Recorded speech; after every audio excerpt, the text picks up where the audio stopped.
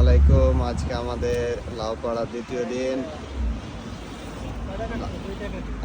আজকে 2টা পর্ব লাউ আমাদের অনেক বড় হয়েছে।